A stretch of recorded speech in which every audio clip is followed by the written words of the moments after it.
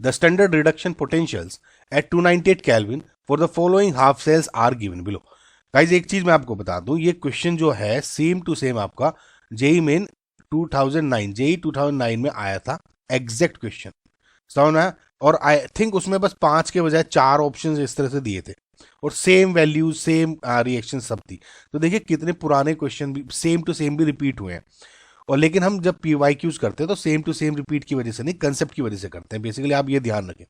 Okay, so standard reduction potential at 298 kelvin for the following half cells are given below. The number of metal which will be oxidized by NO3 negative in aqueous solution is. एक चीज देखिए, जैसे हम बोलते हैं E note, right, तो ये क्या होता है, रिडक्शन पोटेंशियल होता है, ठीक है। इसमें E नोट है स्टैंडर्ड रिडक्शन पोटेंशियल। बेसिकली ये है क्या, स्टैंडर्ड रिडक्शन पोटेंशियल क्या है कि उसका किसी मेटल का या किसी आयन का उतना वो पोटेंशियल कि वो रिड्यूस हो जाए। सो जितना ज्यादा E नोट उतना ज्यादा उसकी ईजियर टेंडेंसी होगी या ईजियर रिडक्शन हो जाएगा उसका, इतना आसानी से वो इलेक्ट्रॉन गेन कर सकता है। तो इसका मतलब ये है, ठीक है। अब एक बात देखिए, जब हम रिडक्शन पोटेंशियल की सीरीज भी देखते हैं तो यहाँ पे 0 आपकी हाइड्रोजन की हो जाती है, ठीक है। अब इसके ऊपर वैल्यूज पॉजिटिव में चली जाती है और इसके नीचे E नोट की नेगेटिव में वैल्यूज चली जाती हैं, समझ में। अब जैसे जैसे आप इससे ऊपर जाते हो तो इसमें E नोट बढ़ रहा है, मोर पॉजिटिव होती जा रही है। इसका मतलब जो वो एलिमेंट है उसका जो रिडक्शन है बहुत आसानी से होता जाएगा, यानी इजीली रिड्यूस होती जाएगी।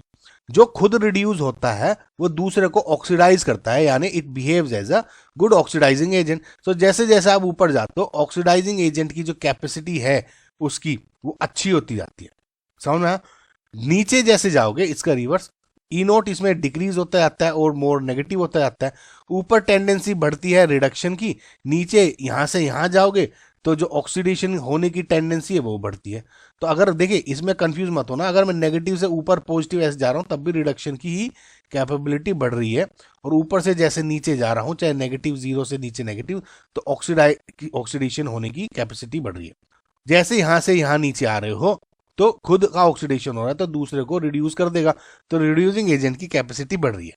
अब इससे मैं क्या सोचता हूं कि जैसे मैंने रिडक्शन पोटेंशियल की कैपेसिटी ऐसे अरेंज कर दी, इसका ज्यादा रिडक्शन पोटेंशियल, इसका कम, थोड़ा कम थोड़ा कम, तो इससे क्या होगा, ये ज्यादा अच्छा ऑक्सीडाइजिंग एजेंट है than this than this than this. Similarly ये ज्यादा अच्छा ऑक्सीडाइजिंग एजेंट है than this than this.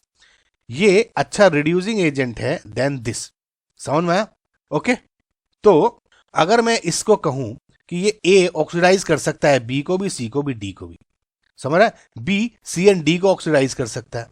Similarly C B and ए को रिड्यूस कर सकता है बट डी को नहीं कर सकता, सी डी को ऑक्सीडाइज कर सकता है। आई होप आपको समझ में आ गया हो।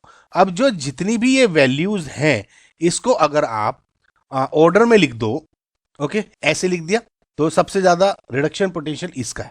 अब इन्होंने पूछा है NO3 किस किस को ऑक्सीडाइज कर सकता है, तो OA3 नेगेटिव इससे अच्छा ऑक्सीडाइजिंग एजेंट है, बट ये इन सबसे अच्छा ऑक्सीडाइजिंग एजेंट है। तो NO3 नेगेटिव Ag को, Fe को एंड V2 ने प्लस को ऑक्सीडाइज कर सकता है। And this means your correct answer is, number पूछा था तो 3। ओके, आई होप आपको ये सारी थ्योरी सब कुछ समझ में आएगा।